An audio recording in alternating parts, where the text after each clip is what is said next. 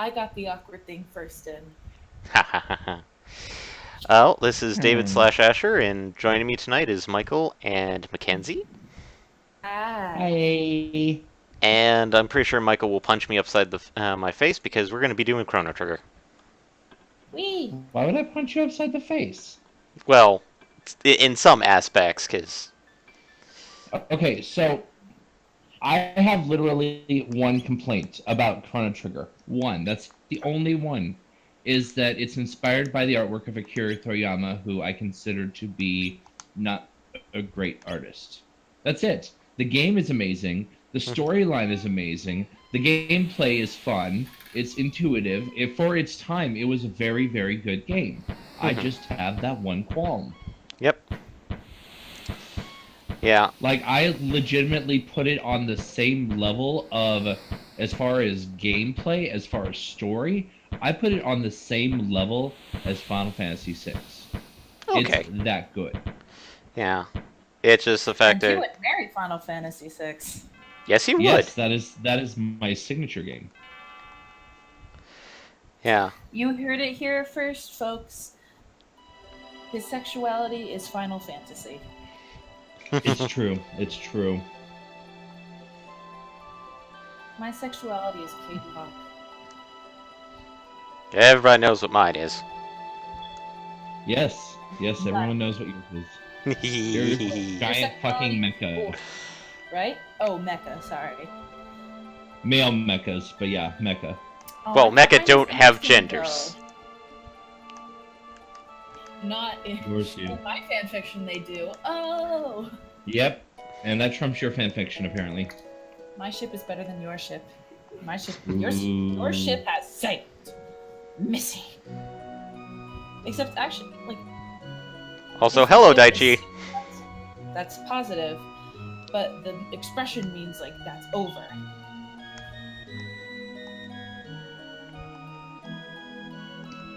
Anyway, sorry for that fanfiction altercation. Yeah. A little thing that we were kind of discussing before the stream started, which was...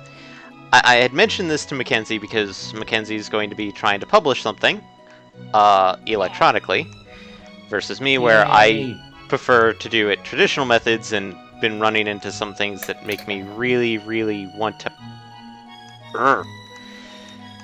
severely punch people. I technically went a sort of third option, but more electronic in that I publish through Kindle books. Ah, so yeah, I mean, no offense to people who publish electronically through either a major distributor or a lesser known, is the factor. You're about to insult me. No, I'm not trying to insult you. I'm just saying that there's actually quite a lot of electronic publishers. So, it's why I don't want to go through the non-traditional method. That said, I mean, keeping in mind that really nowadays, it's much more likely and much more prevalent to be read, to get noticed, if you are in fact a digital publisher. If you are only a brick and mortar paperback hardcover publisher, your books are less likely to get noticed. Yes. And the yeah, the one thing about traditional publishing that I've been noticing through, and these are some of the biggest publishers, is that they're putting some weird requirements for publishing with those companies. Well, at least when you for your first book ever with them, that's one thing I would say, is that as you become, your first book takes off and you get a deal and it takes off and so on and so forth, and you build a name for yourself. Obviously, the training wheels come off to a degree, and they'll do more of what you want because, well, you've got the name power to back it up. Yeah. But by weird conditions, and this is by no means something I'm not against, it's just the factor that they feel kind of forced into it, and since I tend to write more character-based things than environment or world-based stories. To me, it's one of those situations where, like, some of the requirements, like, you have to have somebody, and I'm going to horribly mangle this, and Michael, you're free to punch me, kick me, whatever, but you have to have somebody that's easily identifiable as an LGBTQ BTQ. plus person in the story. I mean, that's not really so much a horrible restriction as a sign of the times. And I mean, it's not like you have to write a character straight out of Will and Grace, either the 90s version or the modern remake. It's much more, I mean, it's much simpler than that. You can have an LGBTQ character that is not necessarily a stereotype, that simply is part of who they are. Yeah, and I'm okay with that, like that type of character when it's presented properly. But when I saw the example of it, it came across as highly stereotypical type, and I'm like, what? Yeah, it's probably the publisher's probably not all into that, and they just want to be considered cool and hip. They don't actually care about other human beings. They just want money. Yeah. And if appearing to care about other human beings will get them money, they're willing to do that. But they're not willing to care. Sorry. Hello? Still here. We're still Yeah. here. Okay. I'm having a hard time hearing you guys. It's probably on my end. Yeah. Well, and I know Asher's breaking up a little bit on my end, but that's a thing. That's a technology issue. Yeah. And on my end, it's... I will admit, the headset that I'm currently using is kind of dying, so...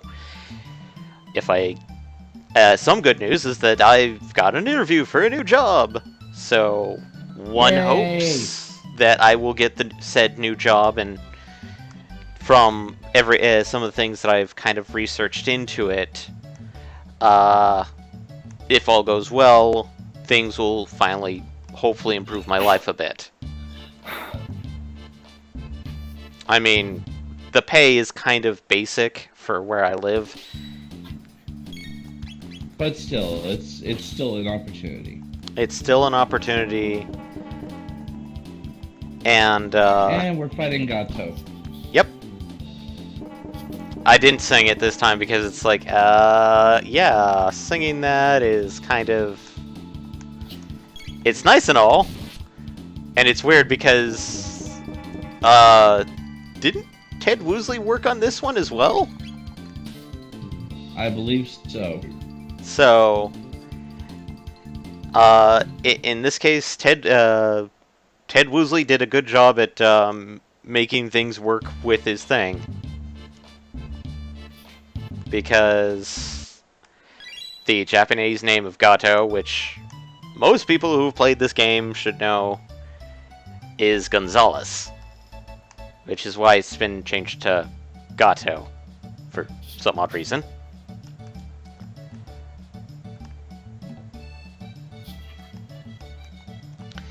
But anyway... Yeah, we can debate Woosleyisms. This game is not as bad at Woosleyisms, honestly, as 6 is. The 6 definitely got the short end of the stick on them. I still swear that they should have included that taunt into Dissidia. The son of a submariner. What industry? Oh, yeah. I swear, that's one of those few Woosleyisms that really just kind of... even though... It just actually worked really well. Consider it to be something that the Mad Clown would say. Yep.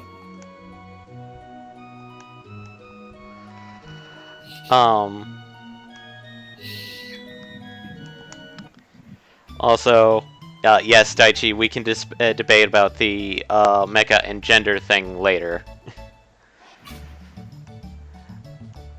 I still didn't really hear what you guys said that seemed like you were about to insult me. Or insult people who published online. Well, that you guys were worried that was going to insult me.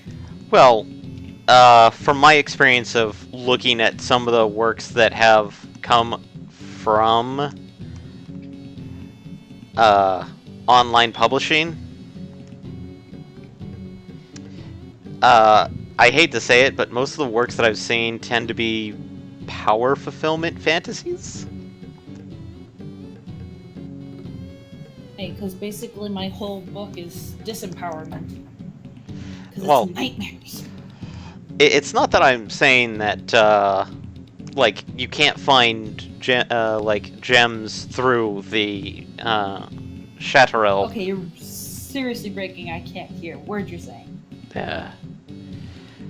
I was trying to make the reference. So essentially what he's trying to say, from what I'm getting, is that while there are definitely diamonds in the rough, there's a lot of rough to dig through.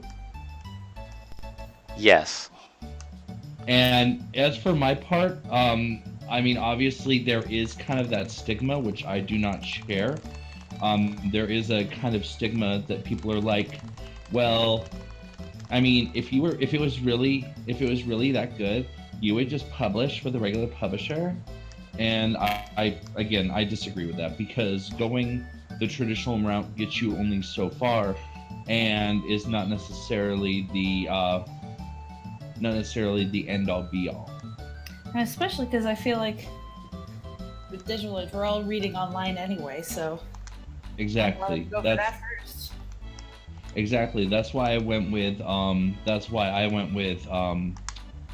Kindle books, because I was just like, well, I mean, screw it. Everyone wants to read their books digitally anyways. Why not? Mm-hmm.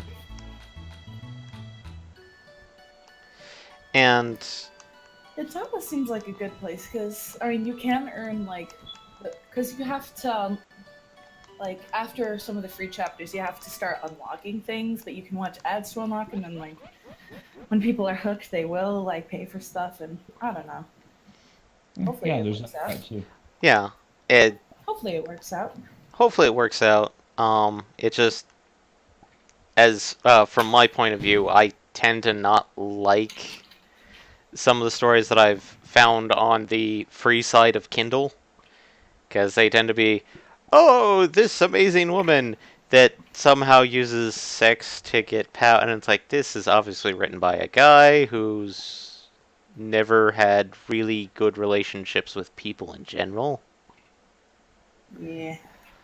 Well, actually, Dachi responded, we read Facebook posts and the first paragraph of news articles. I think you guys overestimate the number of people that read digitally compared to otherwise. I mean, definitely a valid point, but at the same time, I feel like you may be overestimating the number of people that actually pick up a paperback. So, I mean, look, I it's love kind reading, and I haven't picked up a paperback besides one I've had for like forever, in literal years. The last like book I read was digital, and it was a Margaret Atwood book of short stories for school. Versus me, where I technically occasionally pick up one of the very massive amounts of paperbacks that kind of litter my house, because A, my parents were huge book nerds, and so I have various books that some people have like, oh, you need to read this, and like, yeah, I've already read that. To other books where it's like, why do you have a physical copy? Because I like physical copies? I mean, yeah. And Go ahead, Michael. I was just gonna say, and like, I have a bookshelf that is just, you know, I've got a ton of Mercedes Lackey specifically, but I've got a ton of books, and I mean, I read them every now and again. But if I had them in digital copy, like on my phone, I'd probably read them even more, because there's a degree of, oh well, you know, if I want to read this, I have to actually, you know, pack it around with me. and it takes me about an hour and a half to read all the way through a full paperback, saying 150, 200 pages or so. So then I might as well bring the second book, and then, well, maybe I need to bring all three in the trilogy, and then, that's just that much extra space, as opposed to digitally, where I could say, oh, hey, I have everything she's ever written on this device. I can read all of it. Yeah. So for me, it's also kind of a convenience in that degree, too. Yeah. And admittedly, I'm not against digital books, because I do. There's one book series that I heavily recommend getting it as a digital copy, because you cannot get the physical copies, at least for cheap. And it's a book series that I really wish that would have continued, but due to, and this is why I'm still very wary of publishers nowadays, because Justin, who is part of the podcast and occasionally shows up on the Sunday streams nowadays, when we do it, which, sad to say, the Sundays there's not going to be one because Eddie is currently indisposed. I've recommended to...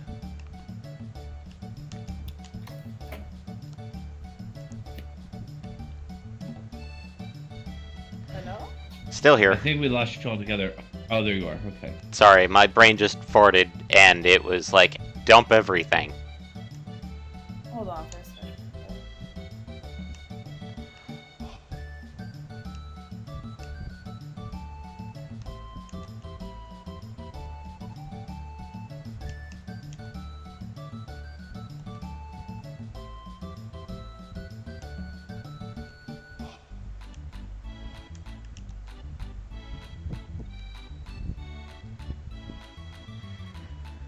Let's see.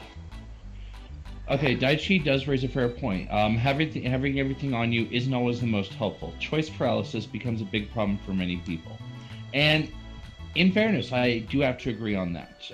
One of the things I run into is, okay, so do I want to do A, B, C, D, E? I'm just going to sit here until I decide.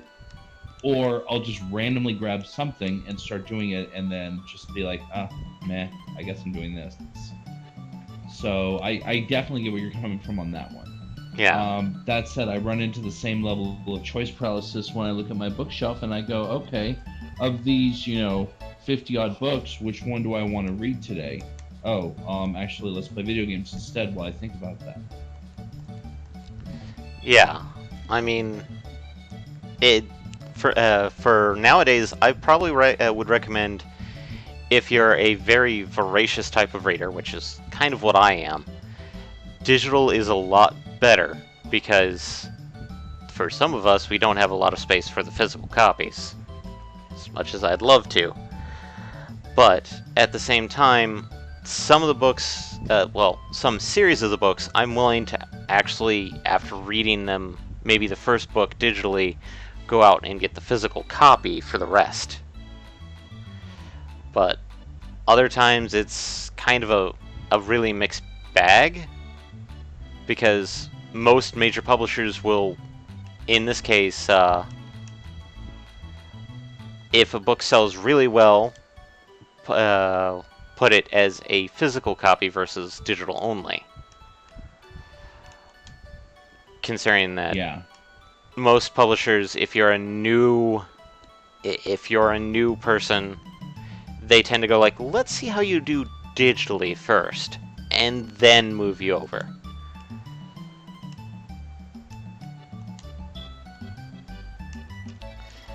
But at the same time, like, one person, previous coworker of mine, said, why don't you just do self-publishing? It's easier for everybody. I'm like, yeah, self-publishing, it's less on the costs if you do it digitally. But given the factor of like how much you have to do sink into it, it's not a good thing for a starting author at some cases. Well, and I mean, you can also, like, there's also Create Space if you want to self-publish in hard copy. The only catch is if you're self-publish. Well, I guess the other catch, because we've already named a few, but the other catch is whether you're publishing on Amazon, through Create Space, whatever method you're using, is then you have to. One advantage of having an actual publisher is they go out and do the publicity for you. They have all the connections. They go into the bookstores and say, hey, we've got this new guy coming in. He's great. This book's great. People are going to love it. So you should definitely make sure that people work on it. And also, as Daichi is saying, they also help with quality control as far as, so making sure that your book gets edited, making sure that it's fit for publication.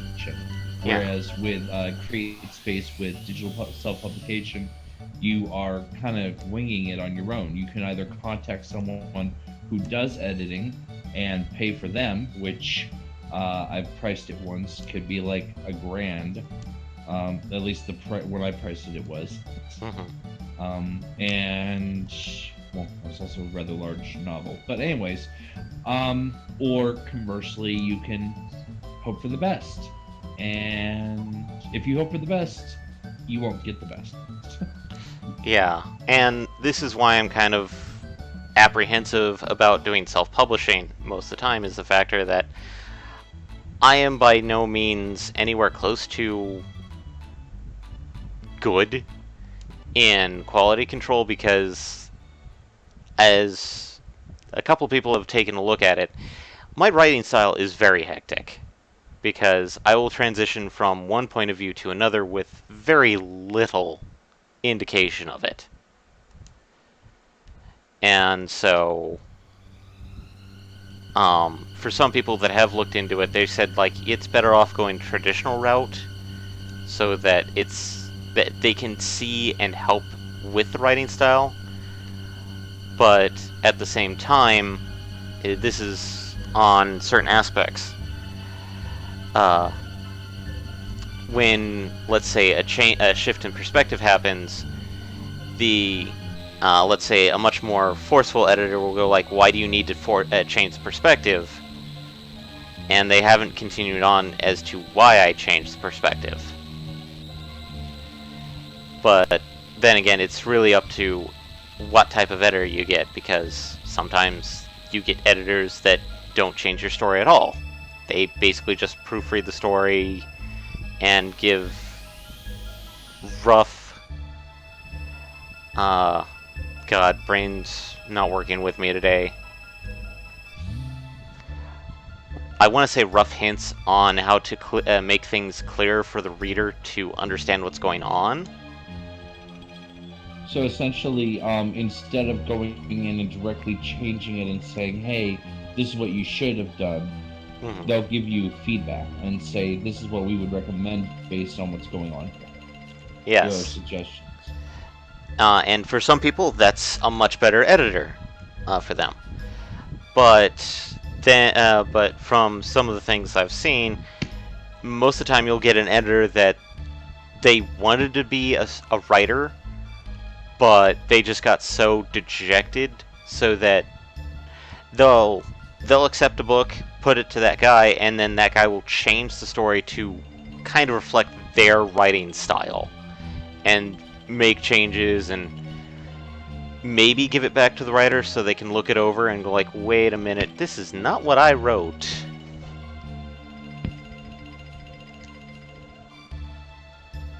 And this kind of leads back to the book that I always recommend people read and get it digitally, because to get a physical copy of the 3 books, or a compilation of the 3 books of the series, is horrendously expensive, because the book series I'm talking about is known as the Adventures of Master Lee and Number 10 Ox. And the 3 books are A Bridge of Birds, God, I cannot remember the second book, the name of it, and then the last one is 8 Skilled Gentlemen. And the reason why it's hard to get a physical copy of any of those books is because of a huge publishing dispute.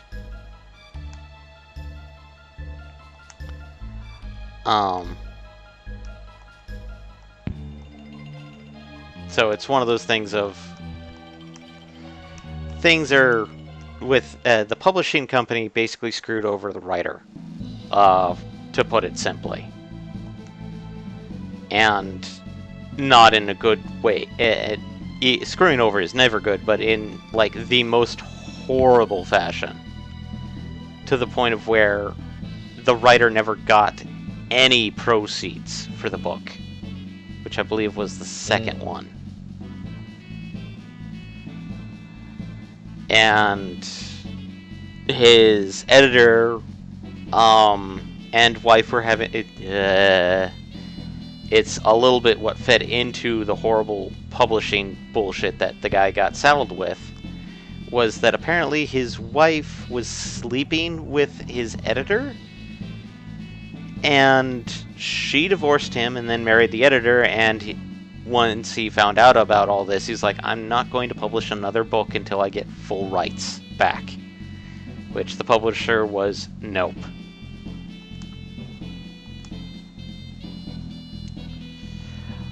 And it sucks because it was supposed to be a 7-book series. Only 3 books were published.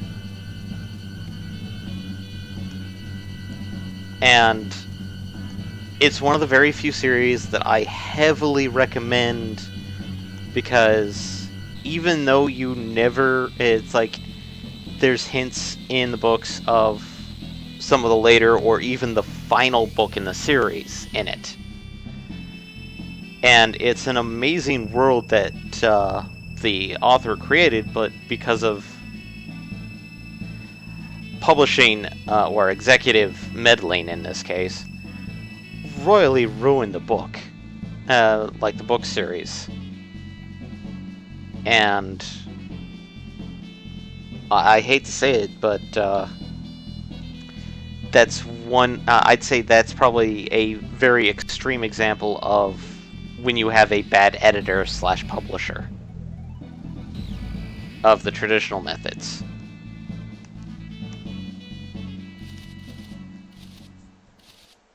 Well, I finally have the first chapter decided on. Ah, nice. Is 840 words too long or too short, you think? Because a lot of the chapters seemed kind of short when I was reading them, like other people's stories. Which seemed a bid to get more money because you have to pay to unlock everything. It may be some people's strategies, depending on which one you're going with. For me, I tend to don't go by word count. I tend to go by ideas. That's kind of what I was gonna say. Is I go more by the general flow of the story. Like, I started off and I'm like, well, this is where it should stop. But I don't like try and like trim it or pad it or anything. I just let it take its natural flow. Well, I mean, I'm doing that, like, that's why I didn't stop it at exactly 1,000 words. I stopped it at a good story spot, but I'm wondering if the length is weird because of where I stopped it, because of story. I don't think it makes sense. You stopped it where you feel comfortable stopping it, which is kind of what me and Michael are saying in much more longer terms. Yeah, I'm just wondering though if like that is if I should try to stop it earlier or later. But I don't want to stop it any earlier, and later seems weird and too long. Honestly, I feel like you should just take it where it wants to go. Like but then I'm also like super like hippie with my stories, and I'm like, oh no, my story is telling itself. I'm just the hand through which it does so. I'm just trying to make it work for the format in which I'm publishing it. Yeah. I mean, for me, I'm kind of an oddball because of the factor that there are not, like, I don't try and do it very often, but there are chapters where they're literally just 2 sentences, and that's it. Yeah.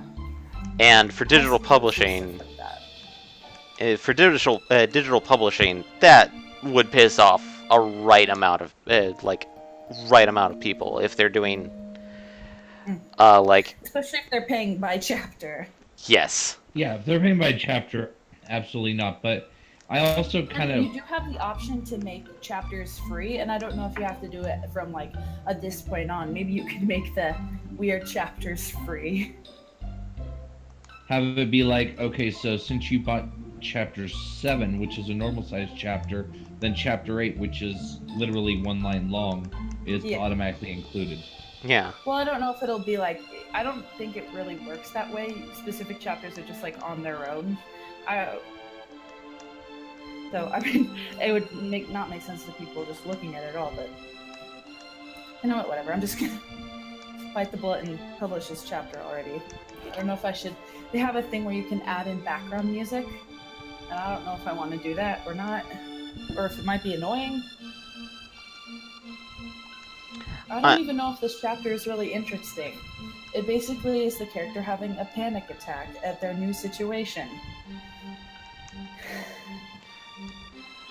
I mean, the first chapter of most stories tend to be very, like, introductory, personally. But then again, that's my style, where I tend to set things up first. Whereas I tend to use a prologue for that, so that chapter 1 can begin in medias res. Or if it's something that I don't feel needs an introduction, I just immediately start in medias res. Yeah. I mean, I'm sort of starting in medias res because my character is starting like they're lost in this place, but I haven't like explained how they got. I mean, I sort of explained how they got lost, but I didn't show it. I was just like, and they're lost, and now they're dealing with it. And Daichi does bring up an interesting concept where it's like some authors rewrite the first chapter after they're done. The weird thing is, I'm not like completely done with this story. Like this was meant to like end. This was originally a short story, but now I'm writing a whole book with basically the short story is the first like 3 chapters. Mm-hmm. Or I guess going to be like 16 chapters with this short form.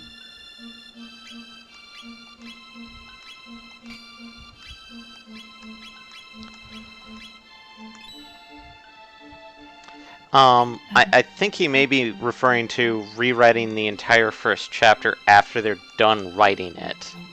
Kind of like... I was just saying, yeah, but it's different because I haven't finished the whole thing yet, technically. Yeah.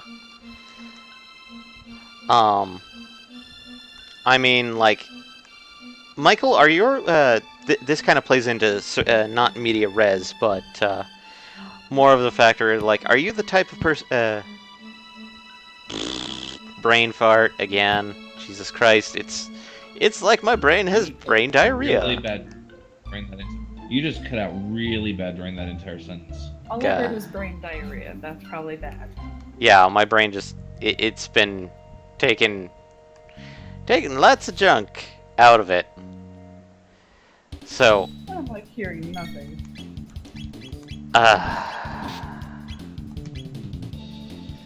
Yeah, I literally heard. From the previous thing, I literally heard. It kind of plays in a medias res, and then silence, brain diarrhea. Okay, I was trying to get to the point of where, are you the type of person that writes stories based off of people or the world? Neither. Usually, I would say mine's about the world, but. I didn't know. I feel like it is somewhat character driven. I don't know. I don't know how to describe my own work. Okay. I just realized I don't think I've sent you my story yet. Nope. Or if I even was planning on doing such. I think mine is probably more story, but more character. But I don't try to really have a singular focus. For me, it's just the story literally goes on. I sit at the computer, I type, the story becomes a thing. It's a thing. Versus me, where I say I write character-driven stories, but occasionally they'll just somehow I'll just have an idea. It's like, yeah, this is world building because this is more about the setup of the world. I think the story I'm like, like what really is stories based on the world or characters? Because I mean, all stories usually have a world and some characters. So I mean, the best way I could describe the difference between the two would, using modern, well, not modern, but popular artists, is character-driven. Literally. Start over. I heard nothing. This is why I hate this headset. Okay. So, I can't even figure out what the heck my work is. Okay. Because it has a crazy situation, but also, I mean, I feel like maybe the story as a whole, because I'm adding on to it, is world-based, but the first few chapters definitely, it starts character-based. Daichi brings it up. Star Trek, I'd hate to say, is actually world building rather than character.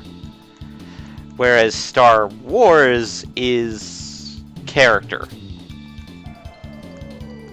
Especially because it deals with a lot of archetypes. Yeah. I can see that argument because in Star Trek, there's a lot about. Well, not only that, but there's also a lot of, you have these few that you're really focusing on at this point. And then you're going to go look at that, and they're going to go here, and they're going to go here, and that's all we care about is them going here and here. Whereas Star Wars, you have a cast of characters, and you're more worried about what they are and what they are doing than where they're going. Yeah. They're going to realize that the two characters that kissed are siblings. Yeah, right? Yeah. It's like Star Trek. Star Trek doesn't hinge on that discovery. Star Wars does. Star Trek hinges. Well, no, I was gonna say something, but Star Trek, like Next Gen, hinges on "Shut up, Wesley." That's never not funny. Which I love Will Wheaton. I am still desperately in love with him. I'm still desperately in love with him. And have been since Next Gen. I fell in love with him as Wesley, and it's still amusing. Characters named Wesley are either badasses or what the fuck are you? Yeah. I'm thinking of Princess Bride, by the way. Yeah. As for books, oh my god! Wait! I have this great idea. Someone needs to edit a Star Trek episode, but instead of Wesley, he's replaced by Wesley from The Princess Bride. Please let that exist. Somebody. Hey, anyone who's watching, if you have editing skills, do it. All I'm hearing now, all I'm seeing now is they're looking at exploring a new planet. And shut up, Wesley. No, I'm not even done yet. Give me a second. So they're looking at exploring a new planet. Geordi says there's no signs of life down here. And there's signs of life. What? Almost, but not quite. And so Wesley makes a comment like, because it's Dread Pirate Wesley, makes a comment like life is pain. Anyone who tells you otherwise is trying to sell you something. And then immediately cuts to Picard. Shut up, Wesley.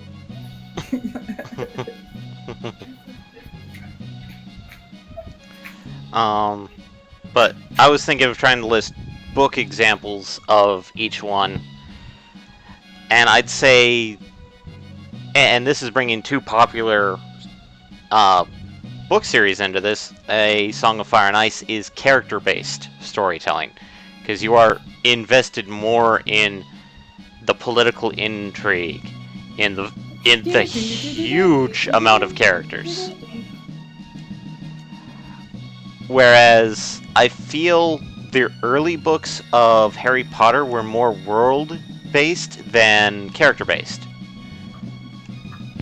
I honestly feel like Harry Potter went more for a balance between the two because Mm-hmm. while there is, of course, a lot of backfill of world building, because Rowling is literally explaining both to us, the reader slash viewer, as well And as Harry. also Harry, because he is Harry lived in the doesn't know Muggle shit. world. Exactly. Harry is that world's Jon Snow. Yeah. Anyway, so he has to be filled in on a lot of this stuff. So there is a lot of world, but at the same time, It's about you how he have reacts to it. not only that, but it's also about. I mean, one of the central tenets all the way up through the series is Harry, Hermione, Ron, is them growing together, learning together, their bond growing closer, a little too close in Hermione's case. I'm sorry, but Ron's not that cute. Spelled. Yeah, exactly. So I would I mean, there are some where it is painfully obvious. Like, I mean, I would actually argue the better counterpoint to Song of Ice and Fire would have actually been Lord of the Rings. Because, and I know that sounds crazy, but hear me out. Because I honestly feel that while there is a lot to the character, obviously, and there's a lot of character drama, obviously, there was such a love. Tolkien put so much love into the world building and into the detail of everything, like pages and pages and pages of detail. My God, the pages of detail into his world that he really didn't spare for his characters. That it really feels like he wanted to build the world up first and populate the characters within it. Yeah. Whereas, like you said, with Song of Ice and Fire, it's all about the characters and the world's just kind of around them. I mean, like, yes, you can't really have a story without a world to be in, and so I am stopping kind of my own voice on this, but I will agree. Probably it would have been better to compare A Song of Fire and Ice to Lord of the Rings because Tolkien will spend 7 to 8 pages describing a tree, whereas Martin will describe. You're pressing the button. I Yeah. published a chapter. Yay! Whereas Martin will You did the spend. thing. Whereas Martin will spend 7 to 8 pages describing how many political connections a person will have and their ambitions and various things. I'm like, yes, keep going on, move on, sir. No, I don't want to see the 3 pages about how many affairs they had in detail. You don't? I thought everyone read Ice and Fire for the incest. Or to see who fucked who. Yeah. Well, either the original incest or the newest incest. Yeah. And I hate to say it, but there's so many people out there that go like, oh, I could easily recreate our Martin's style of writing or Tolkien's style of writing. I'm like,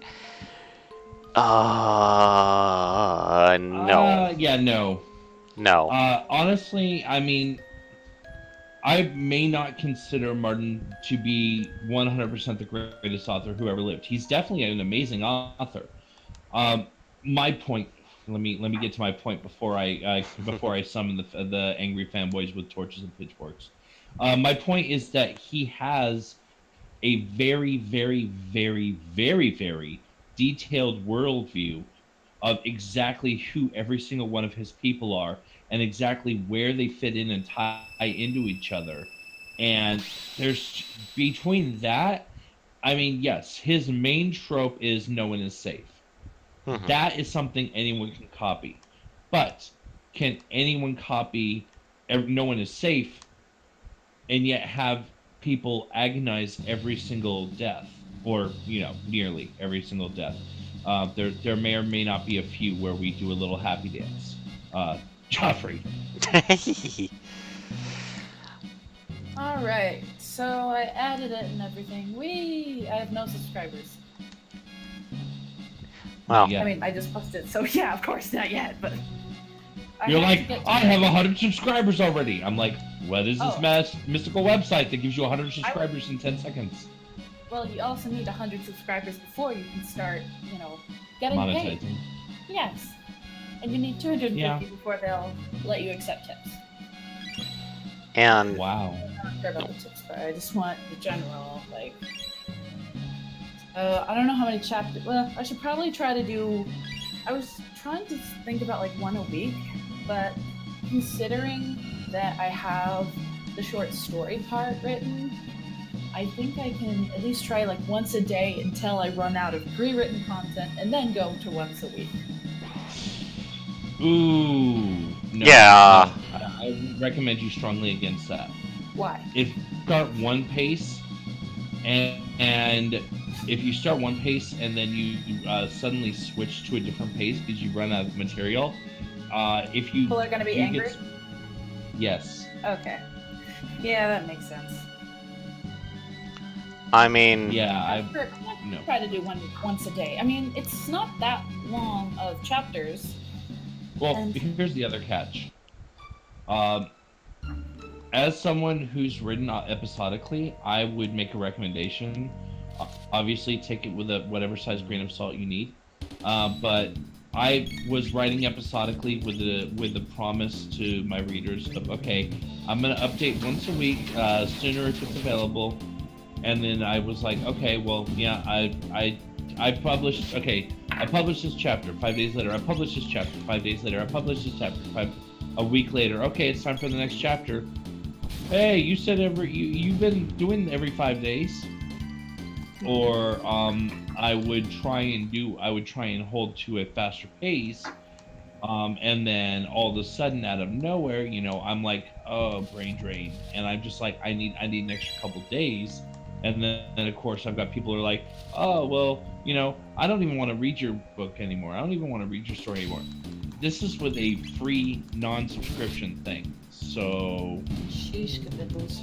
I guess there is a thing where you can schedule when you're publishing stuff, so I guess that makes me so I can schedule it for every few days, and then I have all this pre-written content, so I'm already ahead.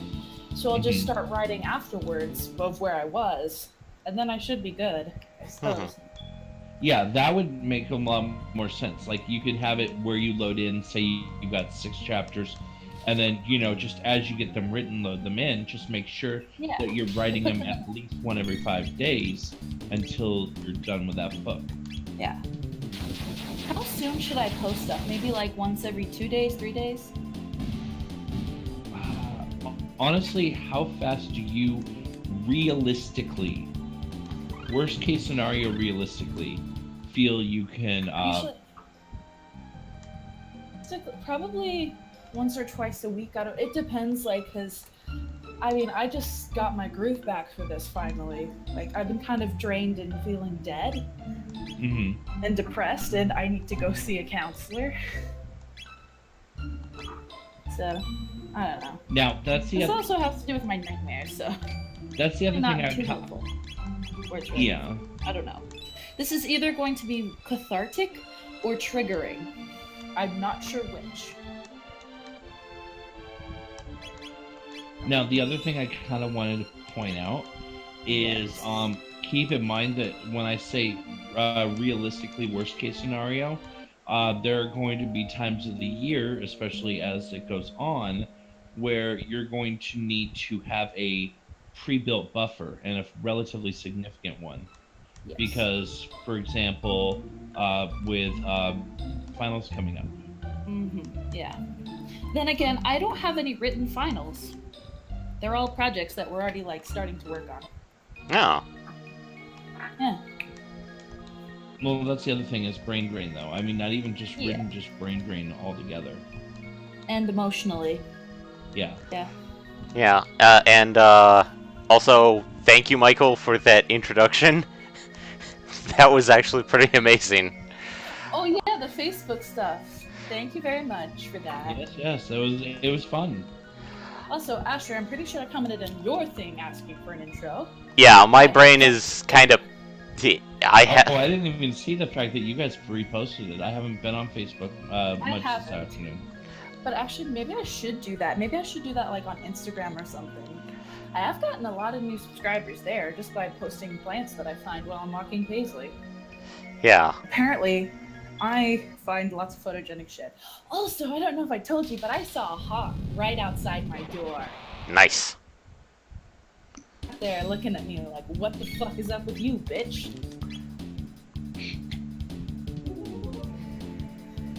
And I called it sir.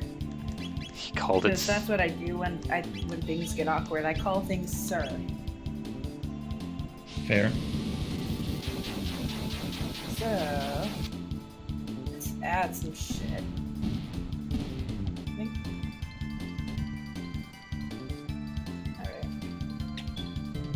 But,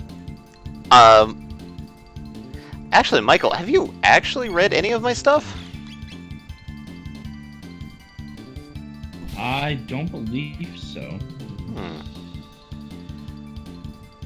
Admittedly, I don't have any of my recent stuff on anything. And this morning, I actually had the weird, one of my very, very rare weird dreams.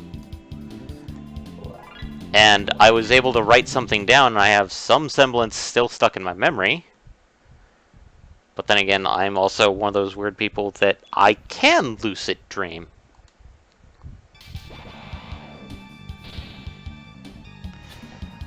But,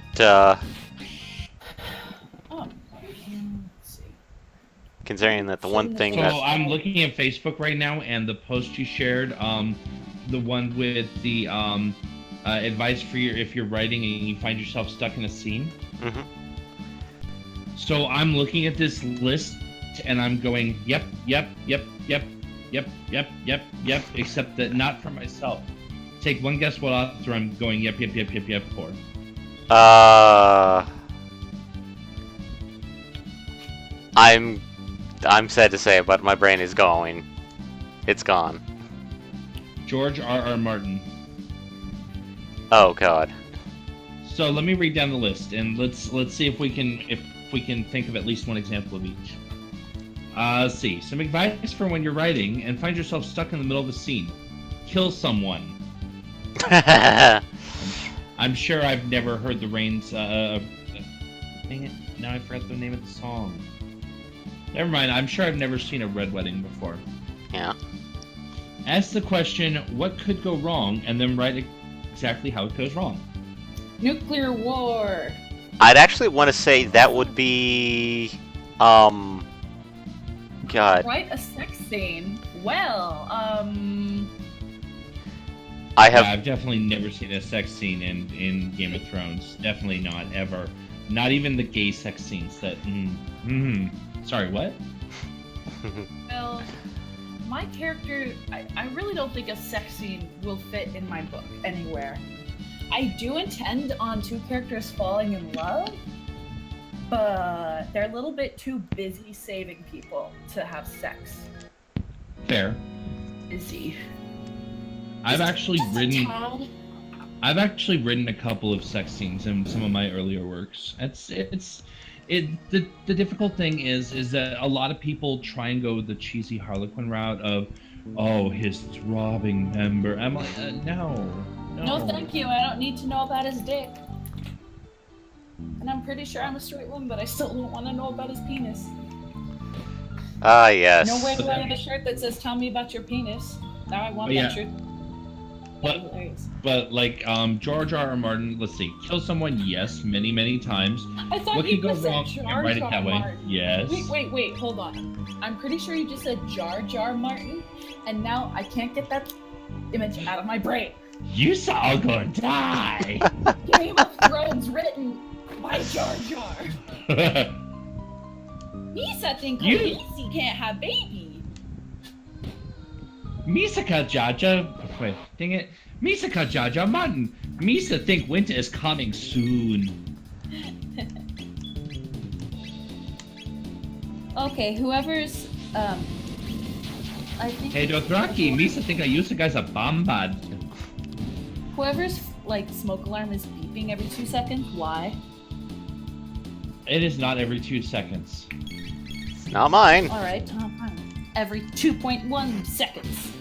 It's Michael? like every 2.3 minutes, and it has been doing that since time immemorial. So now we don't Please question it anymore. destroy it. We don't question it anymore. It's just a thing. Please do push to talk. I don't have push to talk. I'm on my phone. I thought you could still do it on push to talk on mobile. What would I push? I just sit on the app all day, all happy? That wouldn't be very happy to me. Whatever. I hit your smoke alarm. And now I hit you. I hit everybody. So it's hatred. Whoa. Okay, let's continue on. So, Let's not continue. Let's stay here. In the hatred? Always the hatred, of course. And I just realized I've been walking for almost an hour on my treadmill desk, and I haven't noticed. That's probably a good thing. oh right, treadmill desks. I'm being good about my body. Also, how often should I publish chapters? Me personally, if I was going to be doing scheduling, I'd probably be, and this is just personal tastes, maybe doing one chapter every 2 weeks at the fastest. Yeah, Say that 2 would be my. days? Every fortnight, He said week. 2 I weeks. thought every 2 weeks. Oh, 2 weeks. Yes, a fortnight Jesus. at the fastest. Hell no, I cannot do that.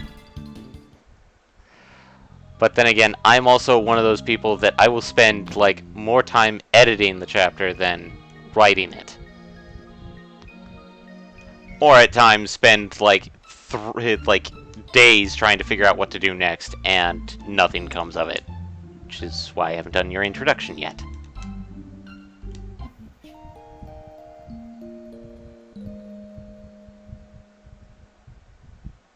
Alright, so... And when during the day should I publish it? Then again, I guess it doesn't matter a lot because it's different time for everybody.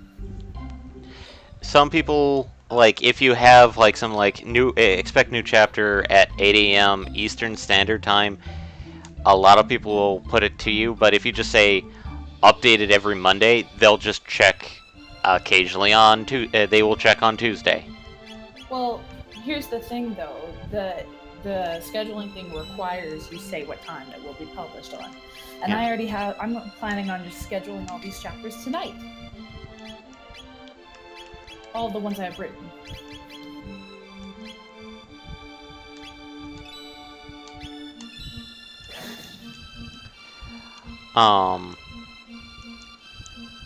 Michael, input. Sorry, I distracted my brain. But what's up? Publishing. Like, if we had to set a time, Like the best. Like personally, I would go once a week, just flat out once a week. Load everything during the that I already have. Oh, time of the day. Okay, so my. Fuck it, I'll just do it like 12:01 a.m. my time. How about that? Okay. I mean, the only way I could see it really being a thing would be, is there a specific audience that you, or like what part of the world do you think most of your audience would be in, and what time of day do you think that they would be interested? My god, I have no clue. So you might want to worry about tweaking that later once you have those answers. But I can't. I mean, maybe it will allow me to change when I plan on publishing it once I upload it to the thing, but I mean... Okay, so guess at the first question. I don't know, somewhere in America. Somewhere in America. I'm Okay, gonna- so Fuck if we're yes. going with America, fuck yeah. I'm not even patriotic, but that song is banging.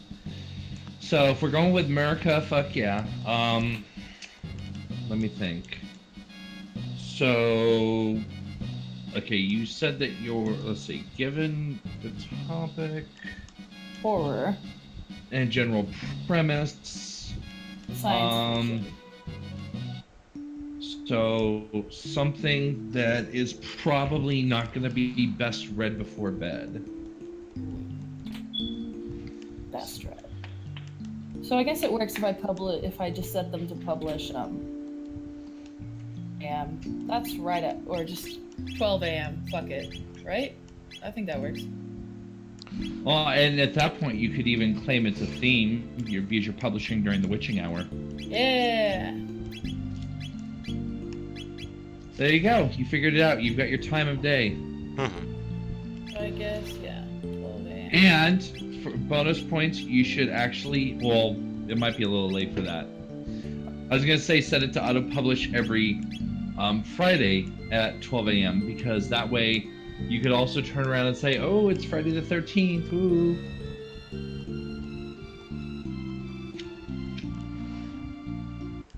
But Wait. we would have had this conversation about 20 hours ago for that to work.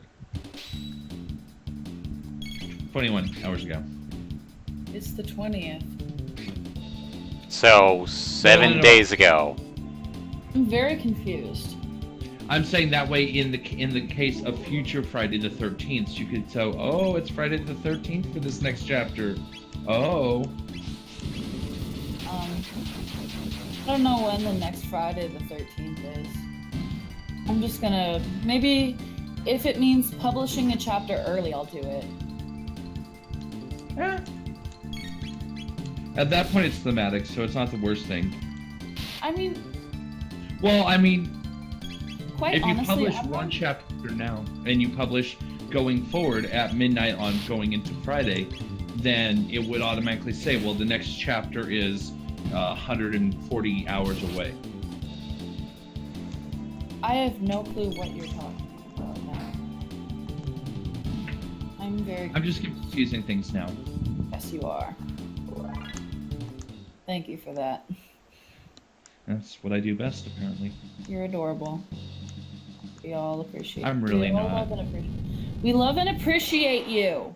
Okay. I am aggressively. This is I usually am- not very healthy. In my case, I am not I near am you passive aggressively physically. accepting this. I passive aggressively love you. I think you have to hit something to do that. You have to be like, I passive aggressively love you. So if I hit something. Alright, how do I even name chapters? I named my first chapter Another Damn Gated Community. Also, Well, that's the... Go ahead. I was about to say, bye, Daichi. Have fun. The whole Bye, book Daichi. is called Close Thanks It. for hanging out with us. So,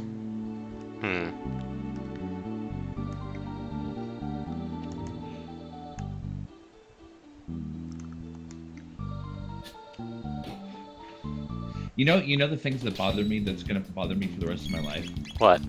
What if instead of Daichi, it was supposed to be Daichi?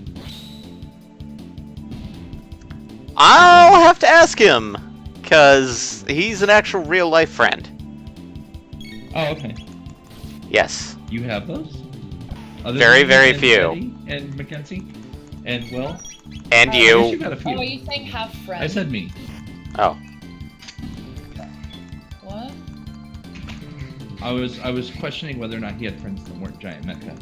Okay. Or not real life, or internet-only Or based. robot butlers. Robot For butlers. goodness sakes. Oh please, you know he has a robot butler I wish I had a robot butler. that does more than buttle, if you know what I mean. No.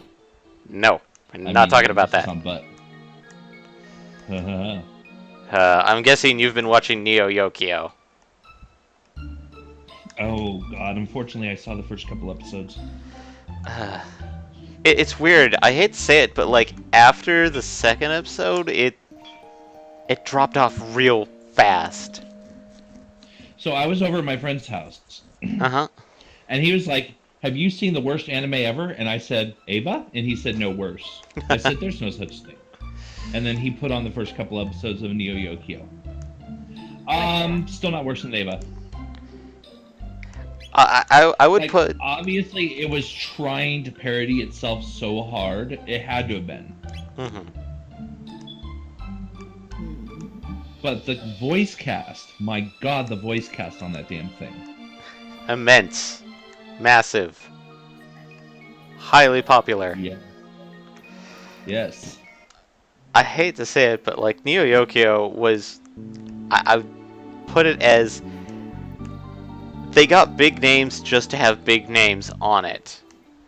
Not to actually have...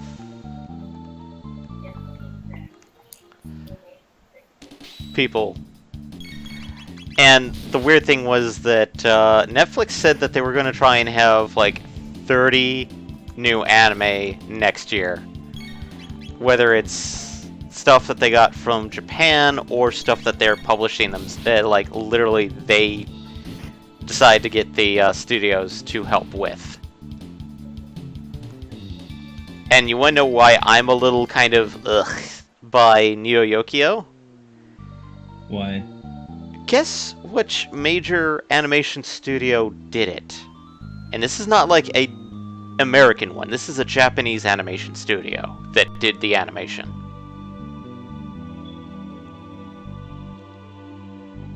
I don't know which one. Studio LG. LG. I know that. What is that? What do I know that? Studio LG is most notoriously known for doing the Ghost in the Shell standalone complex anime series. They've also done a lot of video game anime type intros, like Wild Arms until pretty much Wild Arms 5. I'm trying to remember other works they did. So they're a really, really prestigious animation studio. And I hate to say it, but freaking Neo Yokio just ugh, on the animation quality. I mean, there were some parts that were expertly animated, but others that were like,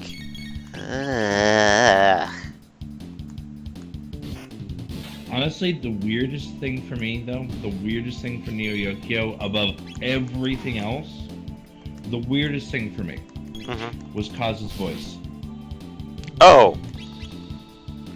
Ah, yes, good old Jaden. Because I am one of few people of our generation that can actually say I appreciate Jaden Smith. I do. I appreciate him.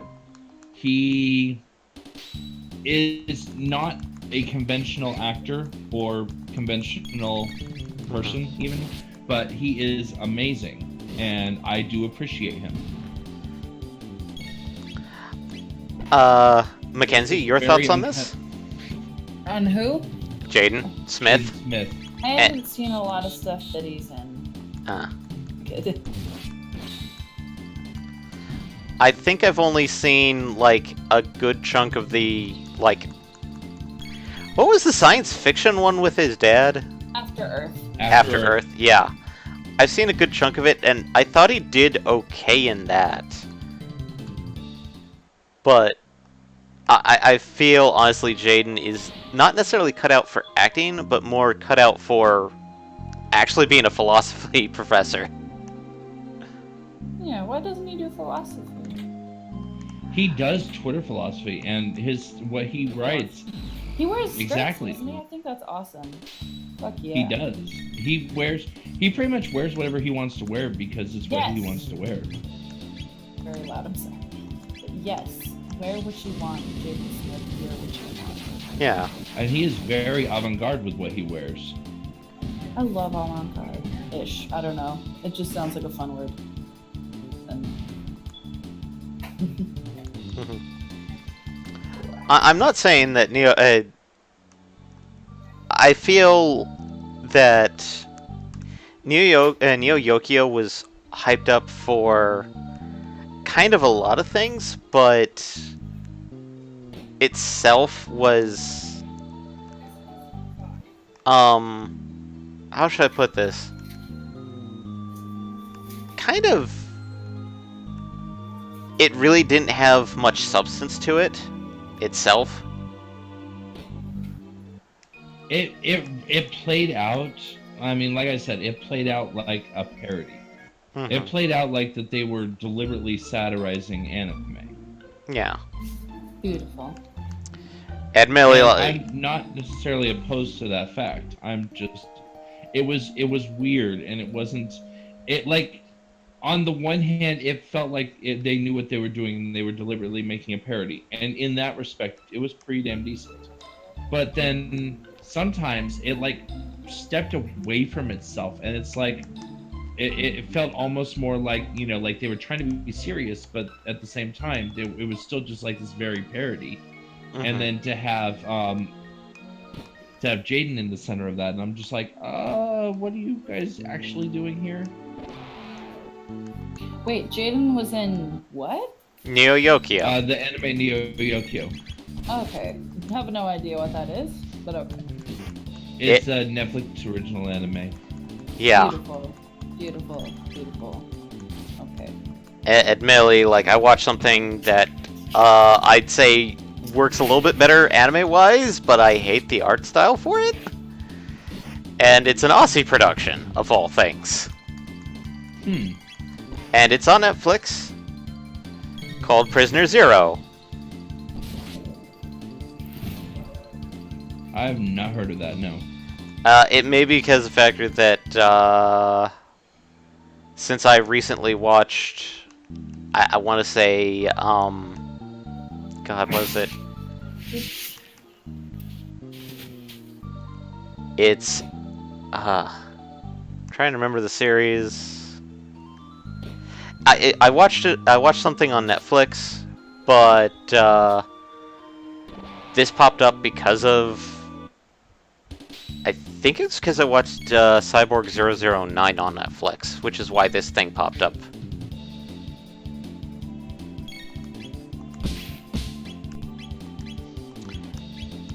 And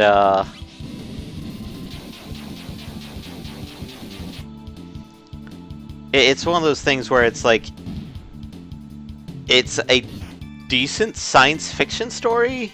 Not necessarily, I'd say, top quality, because it is pretty much a children's show.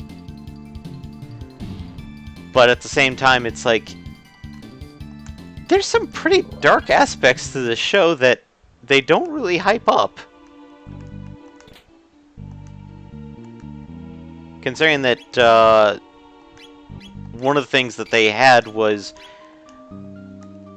a character who died and was friends to some of the other ones, but what was kind of, they didn't really play too much about it, was the factor that the leader, who's aptly named Prisoner Zero, literally had to break it to one of the guys that this guy died. So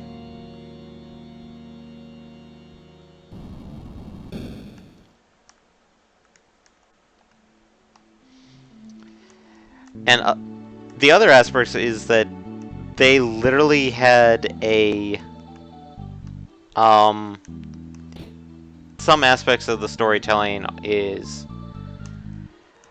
apparently in the future they have a way of essentially using nanotechnology to essentially control people's minds. And the main character is supposedly been mind wiped so many thousands of times that literally it sounds like there's no absolutely way he can remember who he was from the get-go.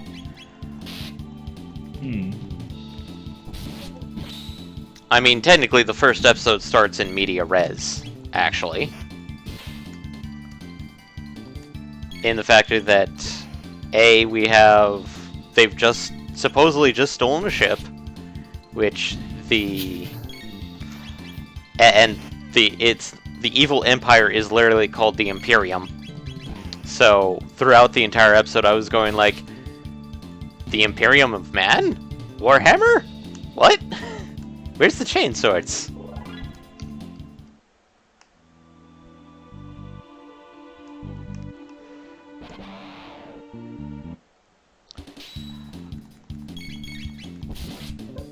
But I wouldn't say that it's like top quality type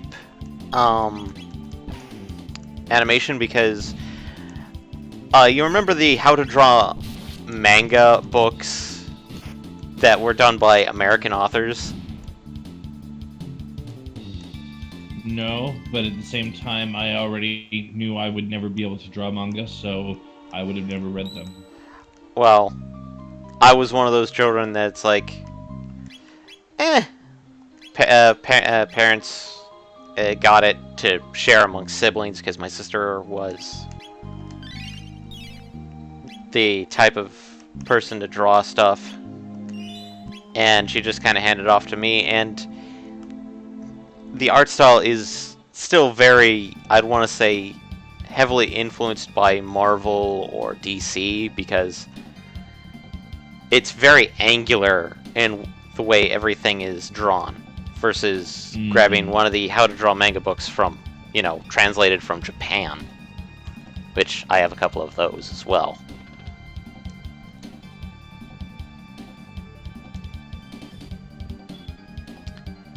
And it's heavily I watch it and go like, oh god, this art style.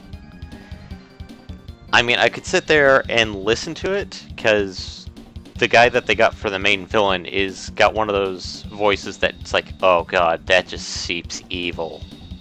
And not the, like, Darth Vader kind of evil, the suave, I want to say Seymour from Final Fantasy X type of seeps evil voice.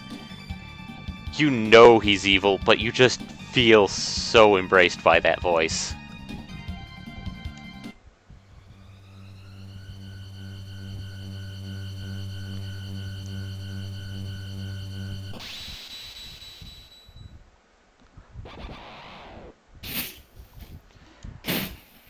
But, I mean, like, story-wise, like,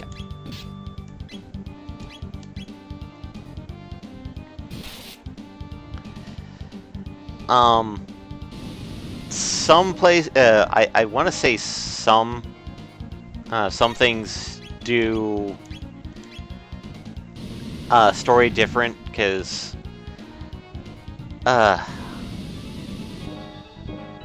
going back into publishing, the one reason why I have this utter distaste for digital publishing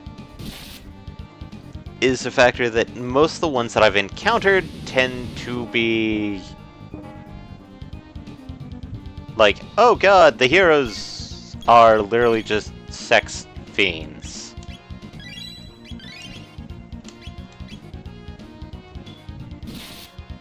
What? I can't. Is he cutting out for you too? Yes. God damn it. Need new headset. Yes. Yes, you do. Go buy it now. I'm sick of this. And also get a new freaking Hector. Please. Get a new what? Not you, Michael. Oh. Before I cry, because annoying sounds make me cry. So I'm always crying in my room. Michael, Stay is... up from the world. This may come across as a little weird, but, is that... fire alarm like really high up? Yes. Yes, it is. Nah, I can It's see. also hardwired into the house. Can't you reset it or something? I'm guessing he probably needs a stepladder that he doesn't have access Really to. high up. Mm. Like the roof on the ceiling on this place is like 14 feet. Oh, goody. Please just like mute yourself until you're talking then. Okay, I'll just mute myself. I know. Not forever. I just meant like unless you're speaking, that way we don't hear it. Is that rude? I'm sorry. Did I insult him? No, he's being Oh, is he being just a drama queen? kind of. Ah, okay. That reminds me of that movie, Teenage Drama Queen. I can't. There's like the story of a teenage drama queen, something like that. Yeah. I've heard of the movie. I haven't watched it because, well, I'm weird. You'll look back and you won't believe. Yeah. Sorry, I just had to. My roommate and I were singing the theme song. Sorry for the. Sorry I left. But the urge to sing is so difficult. But then again, Also, is the estranged anomaly a bad title for a book? it's not bad. I mean, I've heard worse. Titles. Michael, your thoughts on the title? It's not too late to change it. I mean, it can definitely work if that's what we're going for. If that's kind of what you're doing.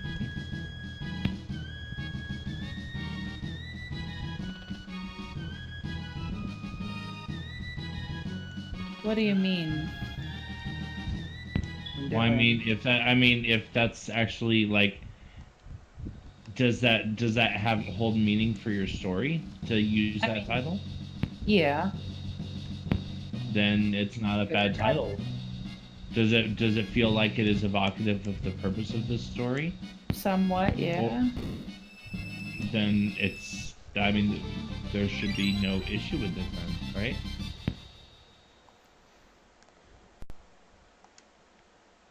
But I don't know if you titled Harry Potter "The Guy with Glasses Goes on Adventures," I don't think it would have done well. Well, I'm also not necessarily good with titles. I don't use titles to determine what a book's about, and I don't necessarily maybe pitch the title in such a way that it's going to be immediately grab the attention and rush off the shelf.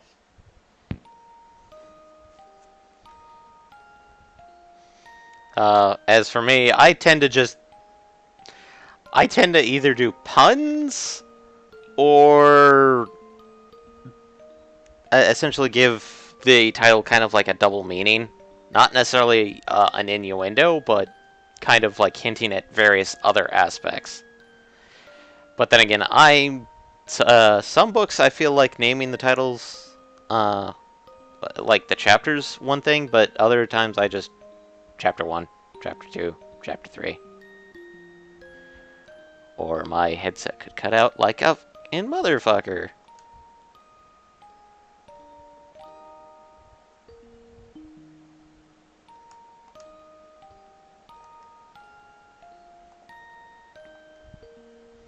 And now I'm alone.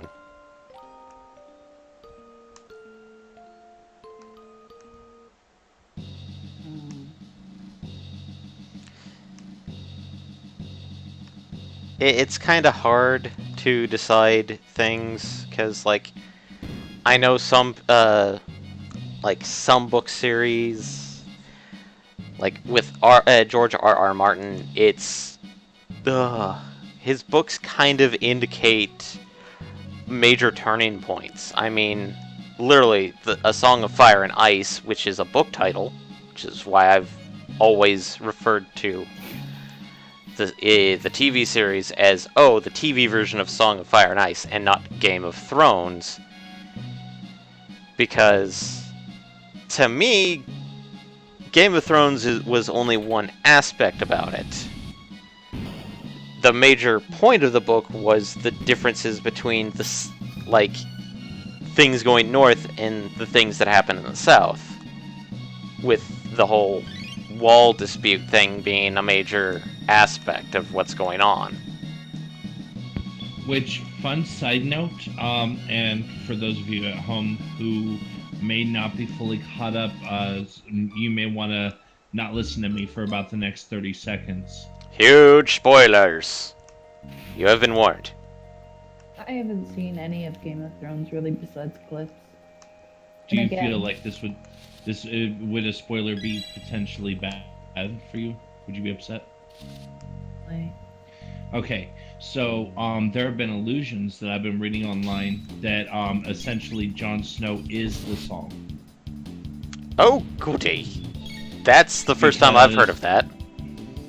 Because of ooh. the combination of Targaryen and Starkblood. Which would make The sense. whole R plus L equals J. Yeah. And if he's Targaryen, which is essentially the symbol of fire, and a Stark, which is the symbol of ice, it makes sense, the whole thing of a song of fire and ice, which is why Jon Snow is... Does he have a good singing voice, though? Even he doesn't know. Is he... Jon Snow does not know. if he has a... Can he rap? Either way, Hopefully not. can he play piano? Have they invented the piano in that How world? did they- There needs... Can we have a Game of Thrones musical episode? I'm pretty sure a lot of Game of Thrones...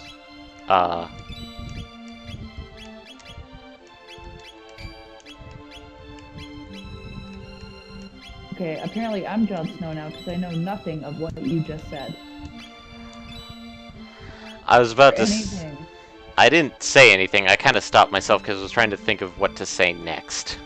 Oh, I thought you had just, like, gone again. Your thing was malfunctioning again. That's the problem, is that By I'm... the way, Oh. I just noticed that you still have your power tab. You do realize that that's a permanent boost, right? Yeah, I saved those. Why? They're useful at this point in the game too. You feed it to Chrono. I'm going to Give him feed the it to steroids. somebody else. No, do it to Chrono. Give him the steroids. No! Robo needs them. You don't need to save it for Robo. Give it to Chrono. Robo needs his punchy fist. Robo Baggins. I should name him that. That'd be amazing. You're gonna name him Baggins? Yes, that way the joke of Robo Baggins. There was, like, this meme thing. It was like... There's some movie coming out. I think something with Panther, and then, like, on the poster, there's only, like, two white guys, and they're like, oh, it's Bilbo and Gollum, and I'm okay that they're the only two white guys on there. And they're like, they're the Tolkien white guys, because they're Bilbo and Gollum. Yes, That that's... was the Black Panther poster, by the way. Yeah, Yes. okay, there we go. But the Tolkien here, because it's the Yes. not Game of... For a second, I almost thought Game of Thrones and Lord of the Rings. There we go.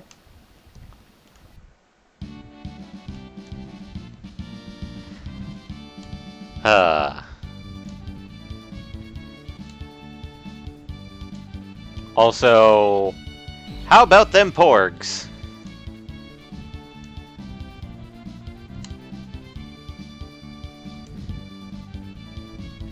Nothing? Nothing? Nada?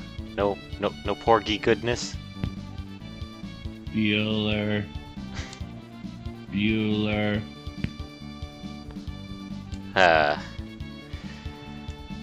Yeah. If Disney is doing what it typically did with the extended universe, which is what they seem to be doing, people are going to be surprised what the porgs are in the was it the Jedi Awakes? Oh wait, the Last Jedi. I don't think it's the fact that your mic is breaking up. I think it's just the fact that you've lost me. Okay. The new cute critter for Star Wars, the porgs, P-O-R-G.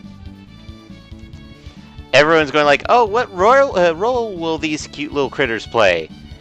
And me, who lives with a extended universe fan, who's slightly miffed, has explained to me what the porgs are in the extended universe, and it's going to surprise a lot of people.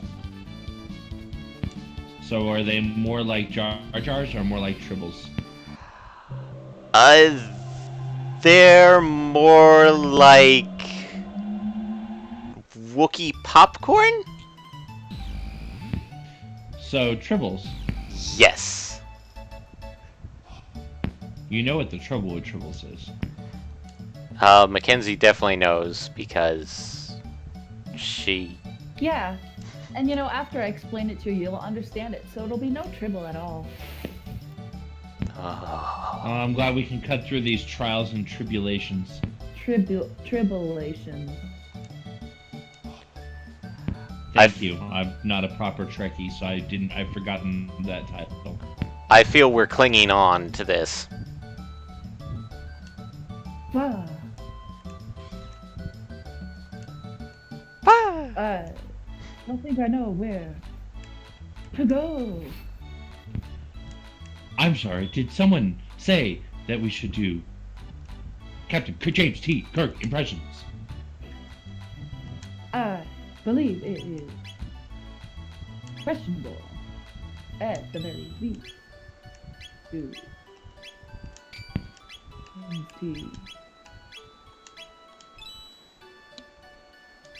Captain Kirk, James T. Well, I can definitely recommend a good impression of Captain James T. Kirk. At the same time, I feel like we may be taking this too far. There's no such thing as too far. Captain, I feel you find that if we continue, it will become only more illogical. Spock. All I can think of now is Spock singing the Adventures of Bilbo Baggins. Bilbo Baggins, only 3 feet tall.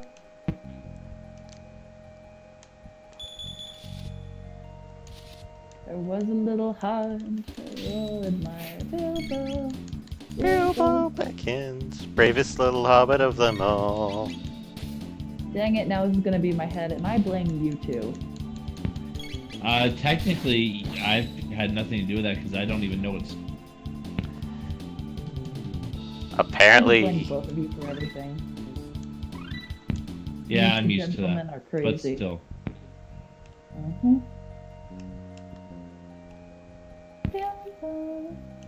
Bilbo Baggins, only people.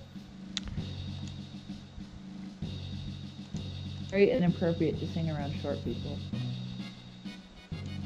Or very enabling. I don't know. I don't think that's probably the worst thing ever, because I'm just saying it's I mean, inappropriate.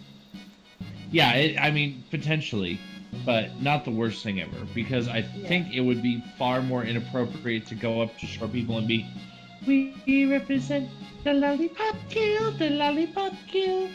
It'd probably also, even though that's not the purpose of the song, it would also be kind of sad to sing "Short People Have No Reason to Live" by Toy Story.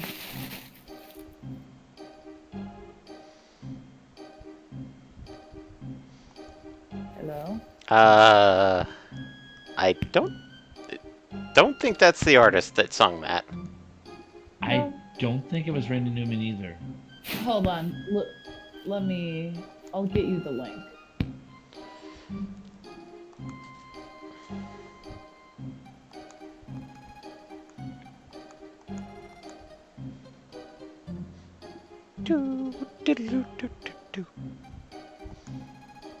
And we're at the court scene. Here we go. Short People is a song by Randy Newman from his 1977 album. The verse and Wow. chorus are lyrically constructed as a prejudiced attack on short people. In contrast, the bridge states that short people are just the same as you and I. Newman interprets the song to be about prejudice, as was widely thought, but added that it was about a lunatic. In quotes there, about a lunatic. Okay. As with many of his Wow. songs, such as Redness, Newman wrote the song from the point of view of a biased narrator. Newman would later grow to dislike the song and its success, eventually calling it a bad break and a novelty recording like the Chipmunks. Instead, it caused him to receive several threats regarding its misinterpreted message. I had no idea that there was any sensitivity. I mean, that anyone would believe that anyone was as crazy as that character. And unfortunately, it's on one of his greatest hits albums, and he hates it.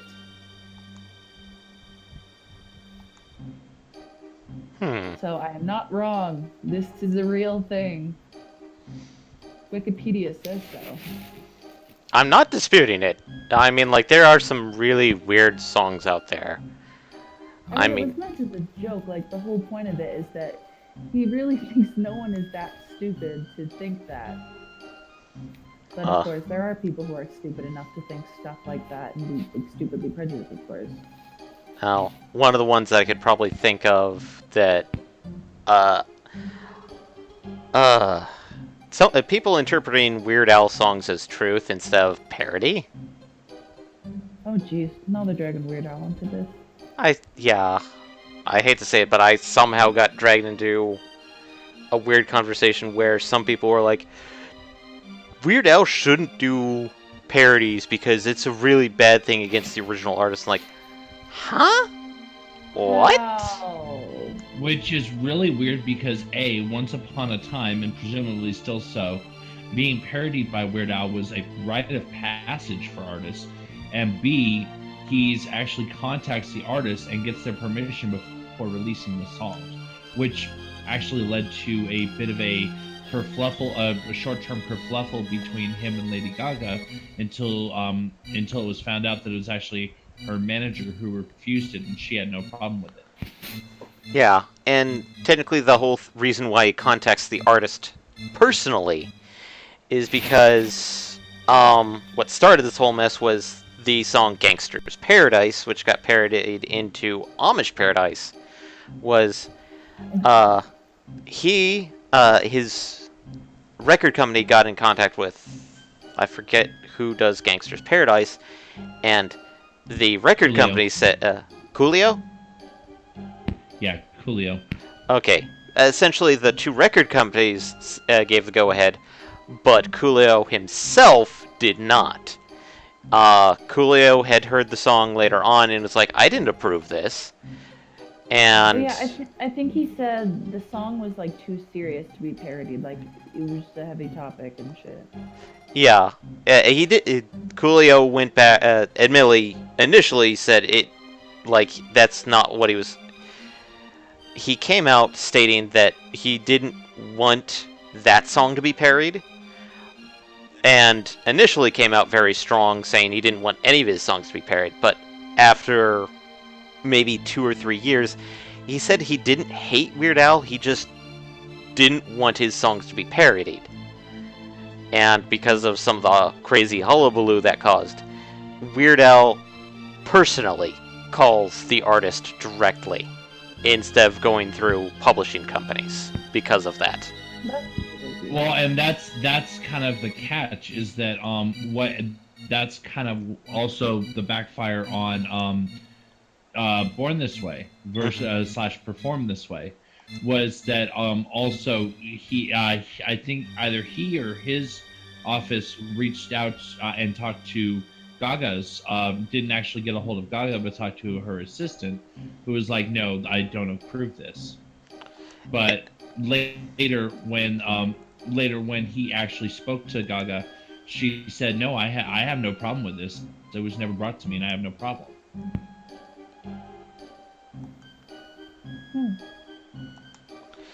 And it was it was one of those situations where, like, and this did actually pop up on a Reddit, is that does Gaga hate Weird Al? And she's like, no, I respect him.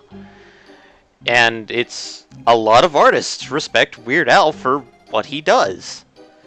I mean, let's see.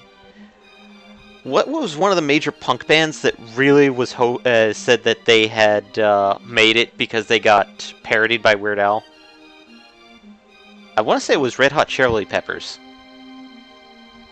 I don't recall them being parodied by him. I don't know. I'm trying to remember, but I can't. It's not coming to mind. I mean, one of the major ones people always quote is Nirvana. Cause, yeah, oh yeah, Nirvana definitely did say that because of Smells Like Teen Spirit. And the factor is, like, when Weird Al contacted them, they were like, just as long as it's not food related, we'll be happy. Which it wasn't, so hey, you're good. But yeah, he did go through quite a long food phase there. Well, maybe not necessarily long, but he had several food related ones in the 80s. Yeah, and one of his big supporters was Michael Jackson. I mean, it's gone on record that Michael Jackson actually encouraged Weird Al to parody more of his songs. I think he even allowed him to use the original set, right? They did. He actually did get Michael Jackson opened up the set for Thriller for. Oh wait, no, Beat It for Eat It, and I think Thriller too. I didn't know Weird Al did Thriller. I don't remember a cover of Thriller either. The only ones I'm remembering are Eat It and Fat. I think I may be confusing Fat and Thriller. Well, the cutting out is really starting to grate on me. Well, as soon as we get to the prison, I'm going to save and call it a night because we're almost at the 2-hour mark. Ooh. So, yeah, if I do get a job, hopefully I'll be able to get a new headset. I'm still trying to figure out what type I'd want, because, I like a wireless headset, but at the same time, I feel like I want to go for a wired one. I just don't know what company I would want to go with.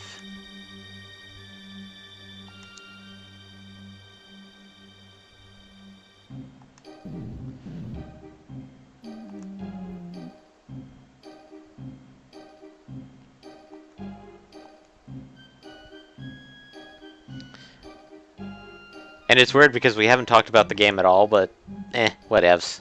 I mean, it's Chrono Trigger. If you don't know what Chrono Trigger is... We did, like, briefly. We did briefly talk about it. Yeah.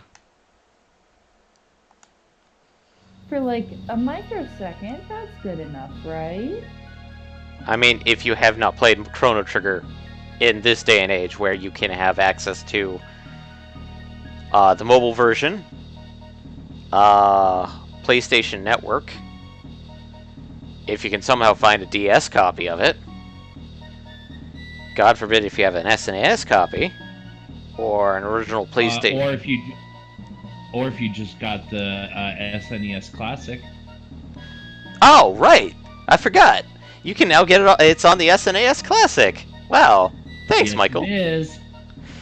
Yeah. Or barring all those other 100 options, if you were to download the ROM, which of course we would never recommend. You know, the pirating route. No, don't go that way. Their head up their ass. Actually, We must ensure that Square Enix can afford to get that 12th gold-plated bathroom. Oh. Did I? Oh, a wild Joanne appears. Anyway, Mackenzie. Okay, I'll shut up now. Sorry. Did I ever send you my essay on whether fan fiction is art or not?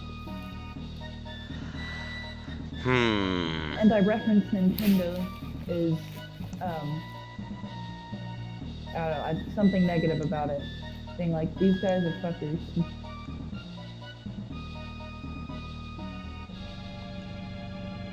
They're just like not letting people do the things that should be allowed to do based on copyright things.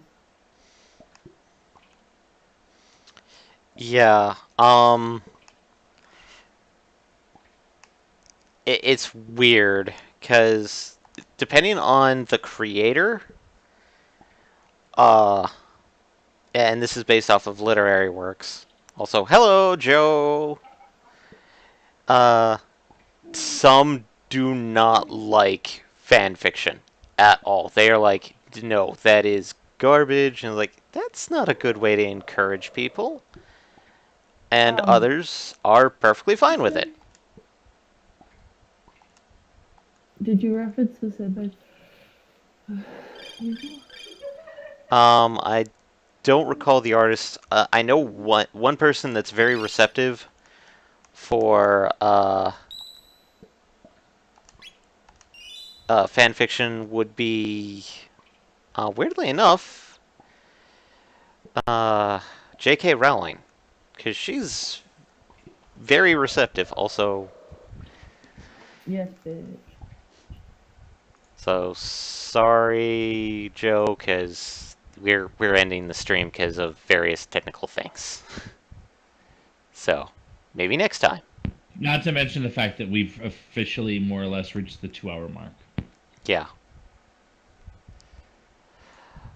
But in this case, I may continue with Chrono Trigger next week. But I'll try and figure out topics to bring up next week. Maybe even the fact that I may have a job. One would hope. Because the interview's on Monday. I hope I get it. Because, whoo boy. Yeah, I know it's not. The pay is pay, but I'm mostly trying to take the job as a way so I can get to GDC next year. Oh, he only popped in because the factor is that he's. Joe, that's not a good thing to mention, even if it's a joking.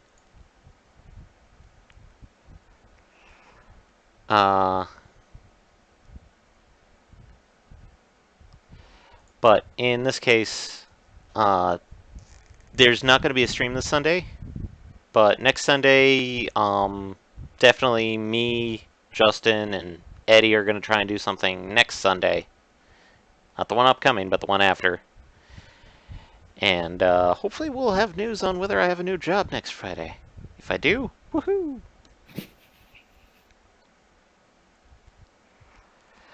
But any closing statements from either of you?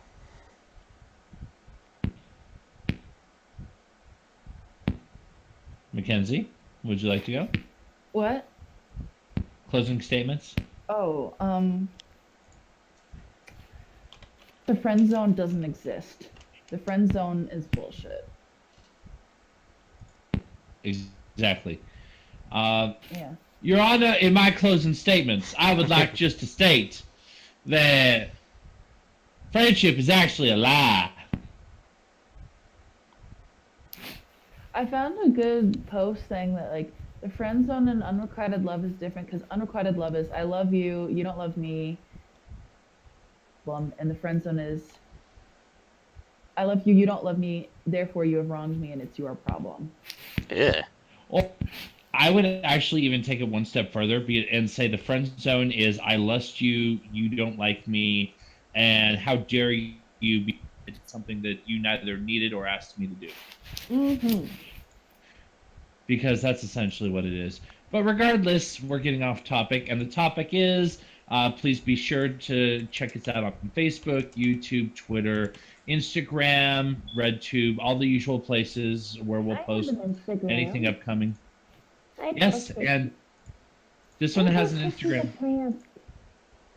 She puts pictures of plants and also possibly memes. She might meme it in the future. No, I don't meme. I should. And I should put nail art, which was my intention, so I could get free on nail products.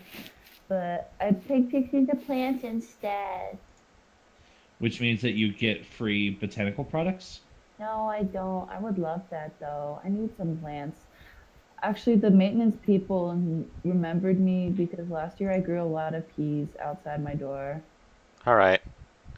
Well, in this case, if you just joined us, I'm sad to say we're going to be stopping for the night, but join us next time. Scissors, you started too late. Just kidding. Sorry. Later. Night, everybody. Thank you, everyone. Bye. 안녕.